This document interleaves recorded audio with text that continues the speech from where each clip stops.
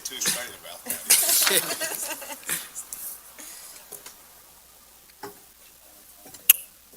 At 5:37, we'll call the meeting to order. Number one. Number two, discussion of draft minutes of the meeting of July 3rd, 2024.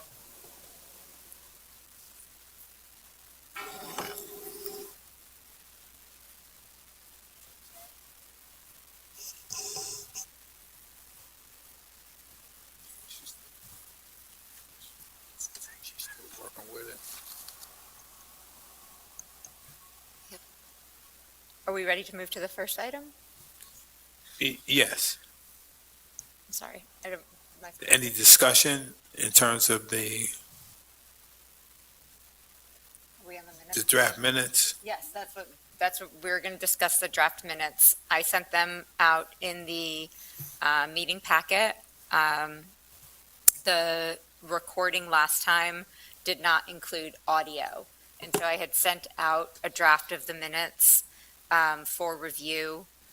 And I still did not hear back regarding who had made a couple of the motions. And so with not having everybody here again tonight, it might be a little bit difficult still. So I guess how I'll do this is if you can still, once again, I ask the Planning Commission to take another look at the minutes at this point that go back a couple months. The date on the minutes is for Wednesday, July 3rd. And to just review them. If you are able to let me know if you made one of the motions or a second that I can then edit into the minutes. Otherwise, their next meeting, we'll just pass them as they are. I can add, this is Andrew, I can add that I was the one who motioned to approve the final development plan with conditions for 715 Fairview Avenue. That was me. And Amos, I believe you seconded. And I think it fully carried with no, like all yays. Do you think you, Yeah, Okay. pretty sure it was him. We were kind of back and forthing a lot with that one.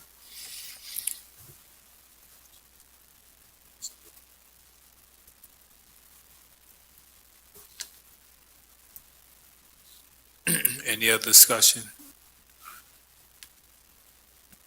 on the minutes?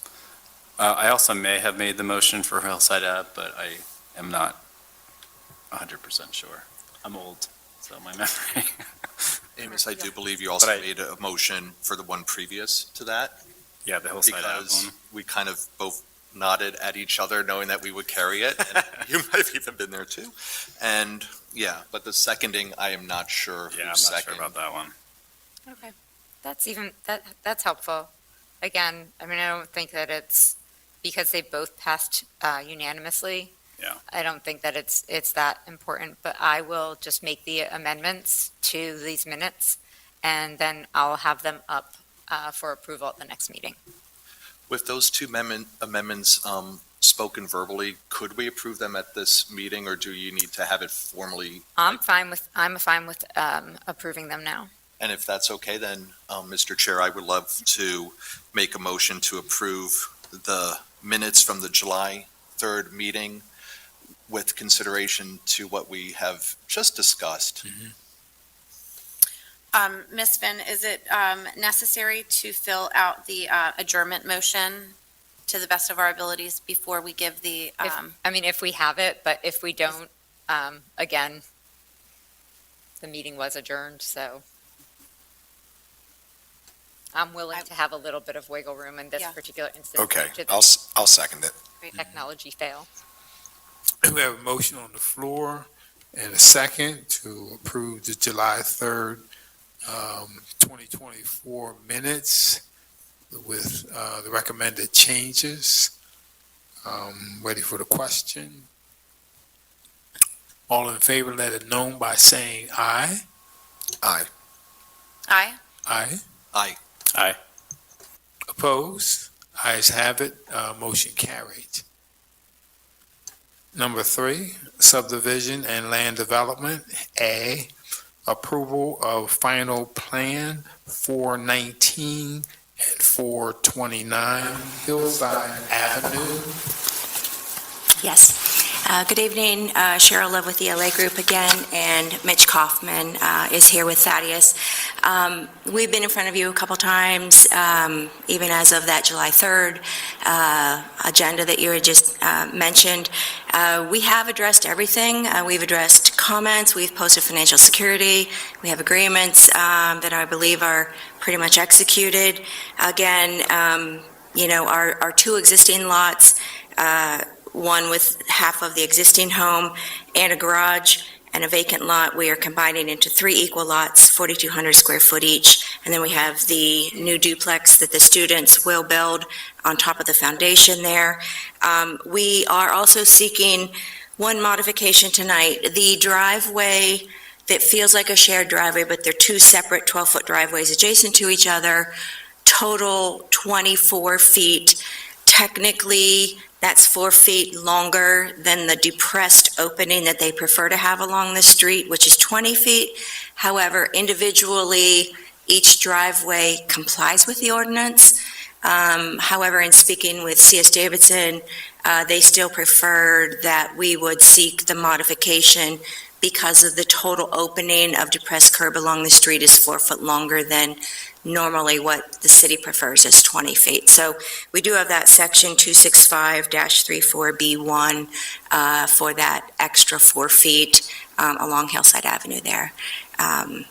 So we've met with neighbors. We have great support for this project, and we're open to any questions, but we are happy to answer any and also ready to get going. I also apologize. Cheryl did submit some things for me to put up on the screen. Again, technology. I have handouts, So good. but you guys know the project, I think. You're welcome to have. I have a question, and I think it's general, because I don't quite understand. What is the difference, or is there a safety issue, a safety concern with the drive being 20 feet versus the 24 feet, or? There's not a safety concern. In fact, the city, at the time early on in our planning, Douglas had asked us to put these 2 units together and to have driveways adjacent to each other. We did need a zoning variance to do that because technically there's a property line on that second sheet. You see it's highlighted red there through the shared, what feels like a shared unit, the adjacent walls. Technically, the driveways are supposed to be 3 feet from that property line. However, the city wanted us to put them adjacent to each other. So we did get that zoning variance, and it's not really a safety concern. It's just we're 4 feet wider than the normal 20-foot width for a lot. However, individually, each lot has 12 feet. So technically, by the numbers for the lot, I'm compliant. But when you look at it as a total, we are combined 4 feet longer just because they're adjacent to each other. So I think it's just a buttoning up to make sure everybody's on the same page, but by the numbers, 12 foot for each lot, I'm compliant. It's just they're beside each other. So, yeah. Any other questions by the commission? Any public comment? Hearing none.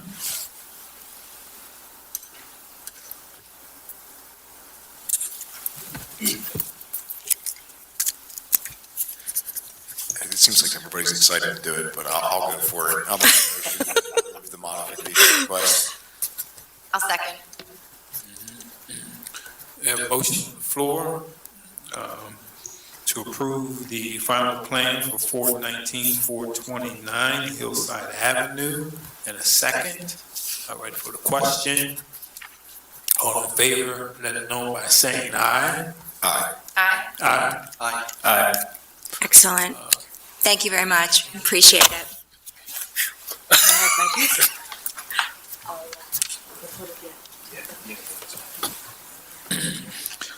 B, waiver of minor plan, 221, 227 Street. Good evening. Keith Heigl with Light Heigl and Associates. With me is Paul Miller, the owner of 227 North Prince Street. You may recall seeing me here before. We had gotten 227 North Prince Street recorded. All of the agreements, cost opinions have been completed. As Paul looked at the property, he believed that he could rearrange the entrances on Prince Street to avoid the ramp that was proposed.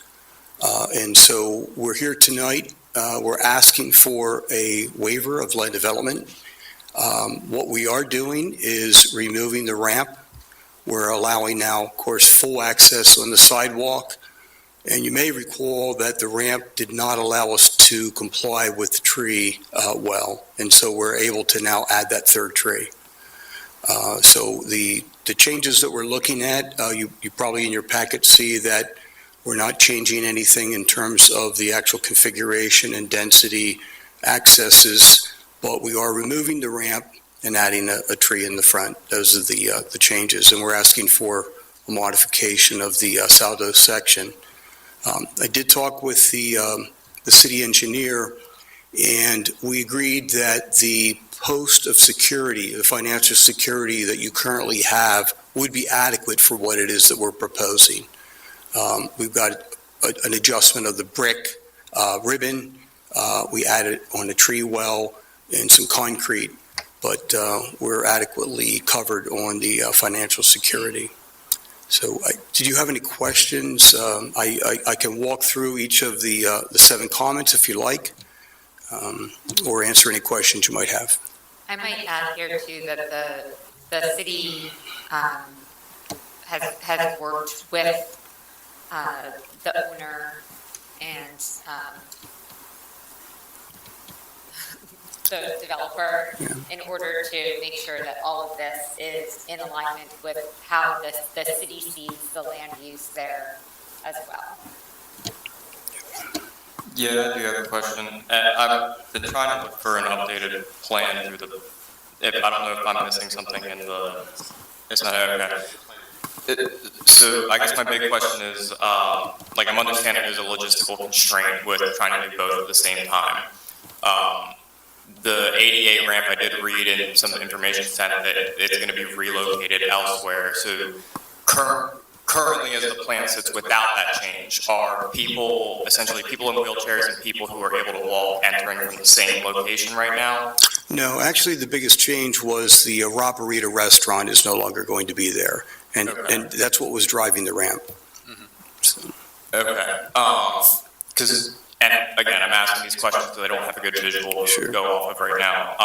My only real concern is I want to make sure that all people can enter from the same entrance. I don't like the idea of having separate entrances based off your mobility. No, I understand what you're saying is we've got a code approval so that all of the ADA accesses are compliant with the codes. Okay. It's not that we're asking for any relief on meeting the ADA requirements. We are meeting the ADA requirements. It's just not having a restaurant there doesn't require that ramp access at that, what I call the middle door.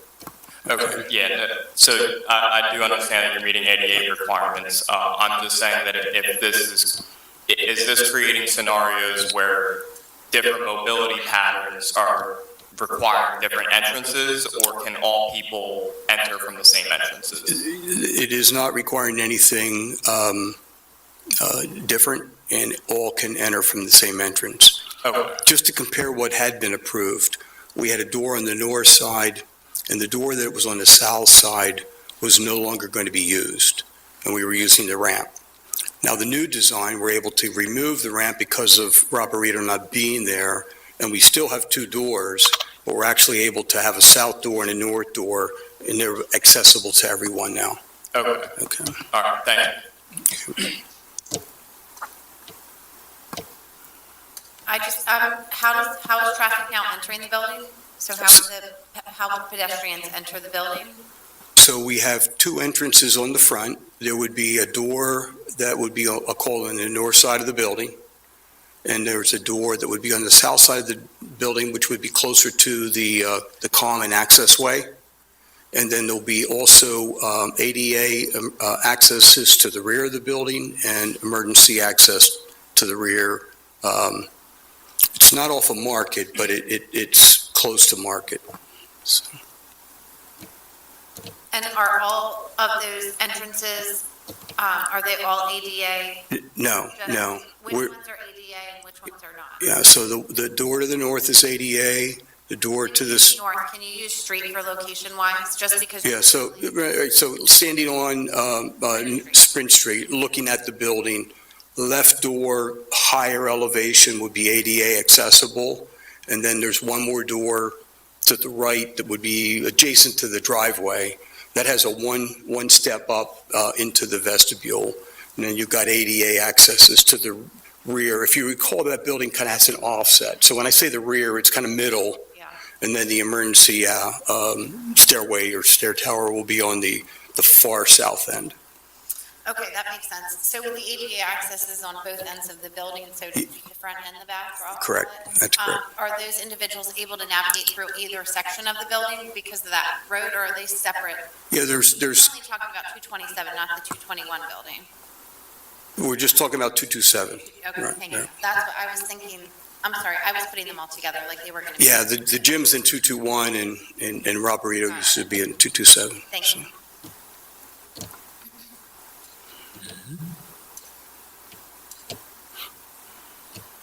Any further comment? Yeah, sorry, I guess I am also a little confused. I'm not sure what Robert Burrito's not being there has to do with the ADA ramp. Are these gonna be like separate? Yeah, ingress and egress is driven by the uses. Okay, so it won't be a restaurant. That's correct. Okay, it'll be a different kind of commercial use. That's correct. Okay. Yeah. Gotcha.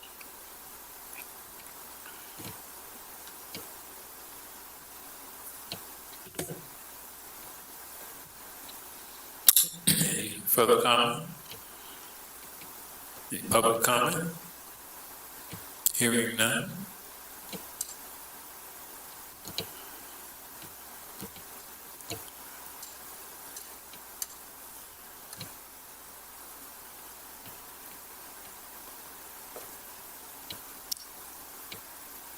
All right.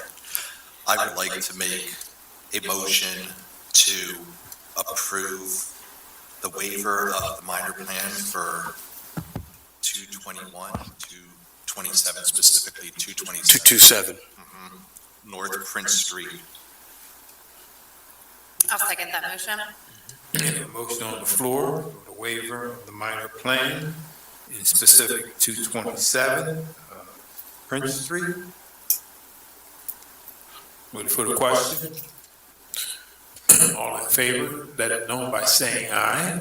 Aye. Aye. Aye. Aye. Aye. Opposed? Hearing none. Ayes have it. Motion carried. Thank you for your time. Sure, thank you.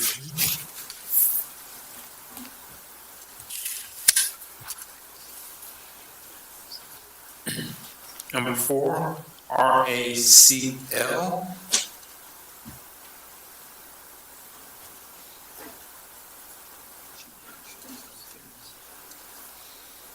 I'll just make a couple of comments here. Everything that you needed to review was included in the packet. These are two properties where the recommendation, they've both been certified as blighted. That took place at the June 5th Planning Commission meeting. You have the background. And so here, all we are asking is to determine whether each property is or is not suitable for residential or related use. May I ask a question about 748 Manor Street? Is that currently being used as other use than residential? Is it ground floor anything, or is it just I didn't, residential? yeah, it's just residential. Okay.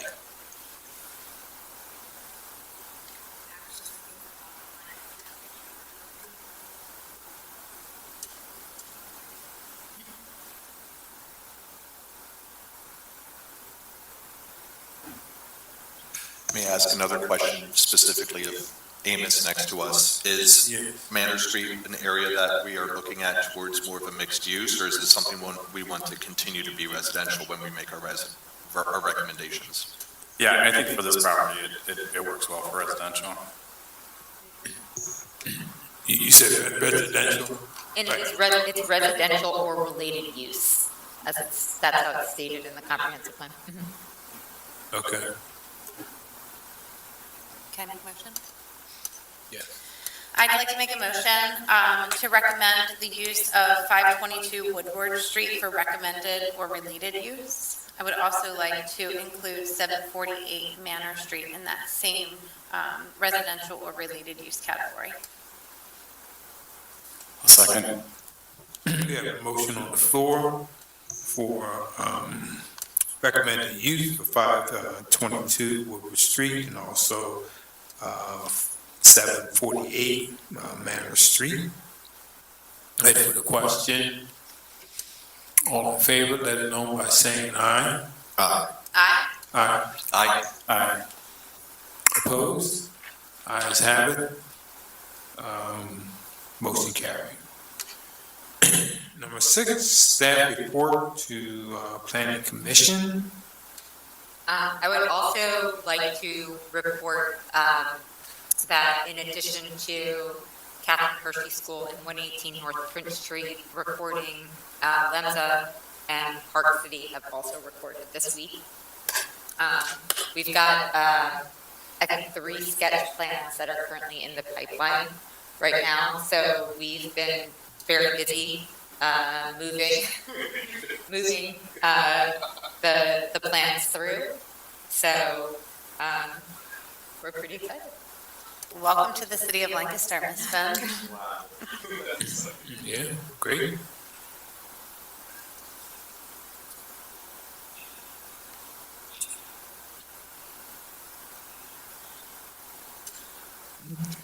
Any other business?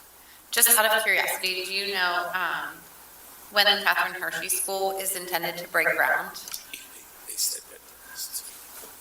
I don't Okay. at this point, but I'm happy to find out. No, just simple. They were here, and they did mention that. I can't recall. Yeah.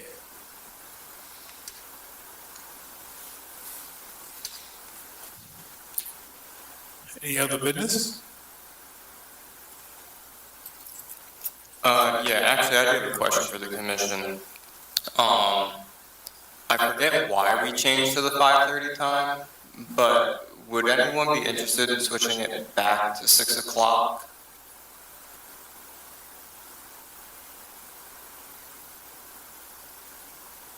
I prefer 5:30, but I'm amenable. I don't remember why we changed it either. I can't remember I either. believe one of the original reasons was for Mandali when he was one of the planners, because he walked home and it was a long walk, and in the winter months, he did not want to be walking when it was as dark and not an easy walk home. I remember him mentioning that. To me, though, it wasn't public comment, but something that he's specifically mentioned, and perhaps it was easier on the schedule for people who work the full day here to be able to then continue on with their days without having an hour in between. Right. But I am also amenable to 6 o'clock. I would work ideally for my schedule. Yeah, I'm totally fine with 6. I'm betting Cheryl probably wants to be out of here early. You know what? I'm open to whatever's best for you guys. I'm here to come get plans approved, so whatever's, Right, let's see. Sure. I don't think it's appropriate to have this level of conversation at this point, only because there's a lot of our fellow commission members who aren't here currently. I'm totally open to having it, Tony, so I don't think that is a conversation to be had.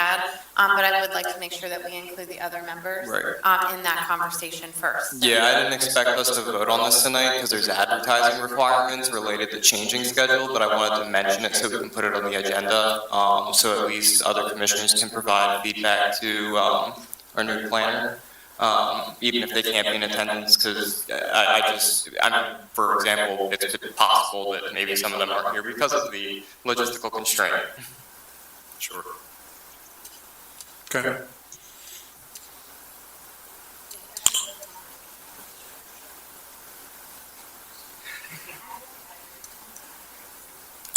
Okay, any public comment?